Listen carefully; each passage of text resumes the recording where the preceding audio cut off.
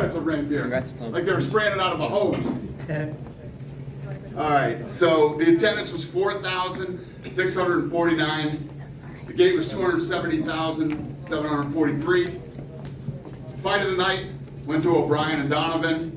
And then the, oh, by the way, you didn't know this, but you can imagine when I went into the fighter meeting, what's the first thing they said? Oh, we knew about that. Oh, we're getting bonuses. I said, I don't have that kind of a budget on this one. But yeah, so Cardi and Callum were performing tonight. They all won $5,000. So congrats to them.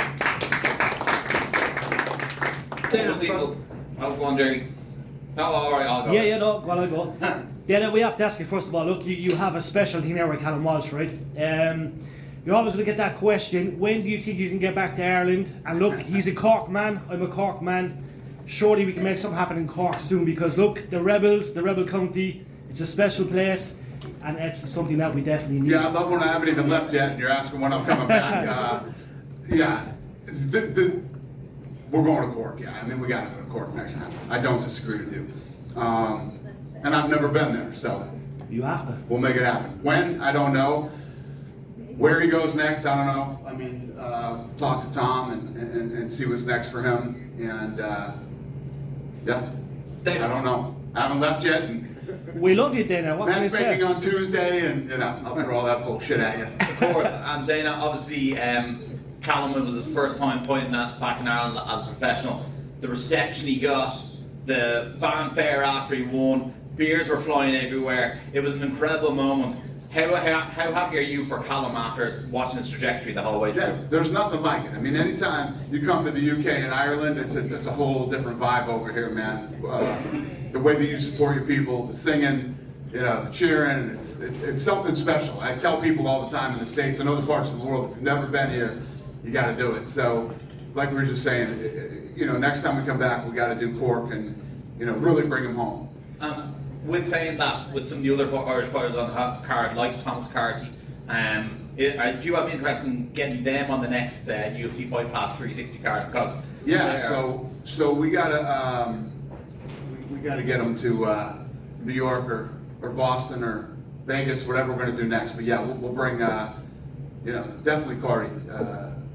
We'll bring him with us somewhere, and whoever you know, I don't know what Tom's thinking, but Tom and his team do a great job of matchmaking, so we'll figure it out. we all love the heavyweights, and like I say, no Cardi, no party.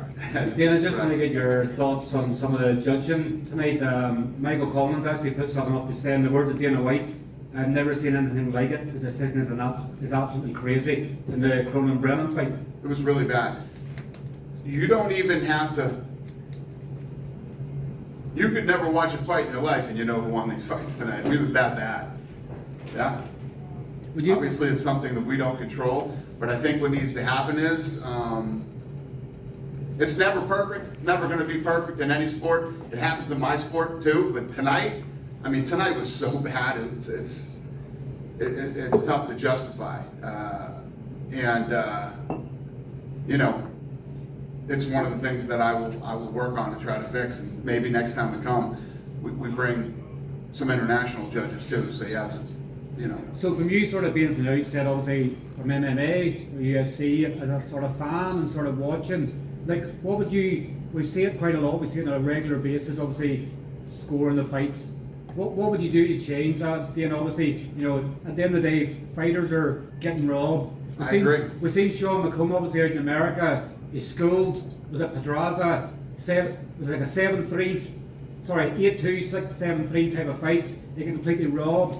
Like that's his life, you know, his life's dreams where they fight for world title, and Oscar De La Hoya is, you know, Golden Boy sort of spoiled his moment.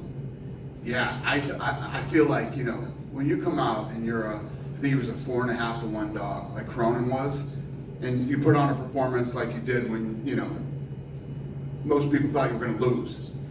And from what I heard, he's lost to that kid twice, right? In the amateurs or something? Is that right? So Emmett Bremen beat Jimmy Morrissey. Jimmy Morrissey had beat Kevin Cronin, and they had a draw as well. Okay, got it. Well, he was a 4.5 to 1 dog and came out and won that fight tonight, and clearly won the fight.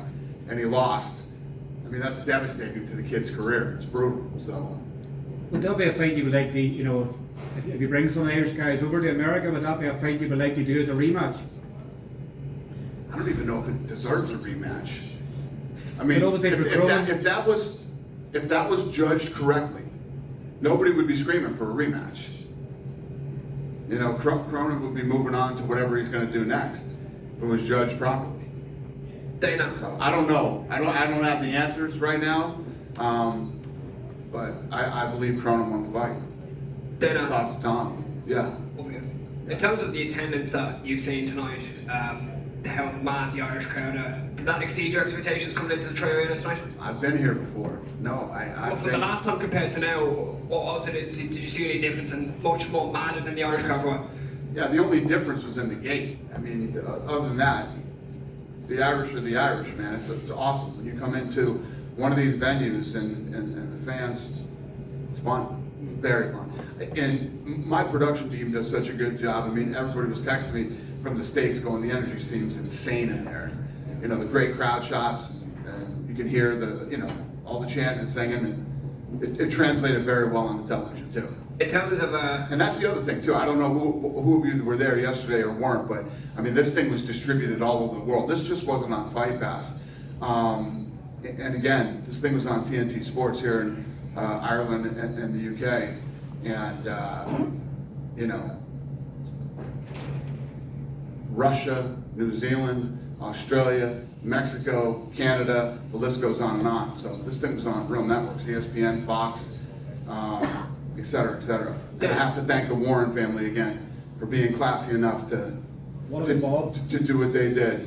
Bob's a douchebag. He's a piece of shit, and his son, Todd the Buff, is a bigger piece of shit.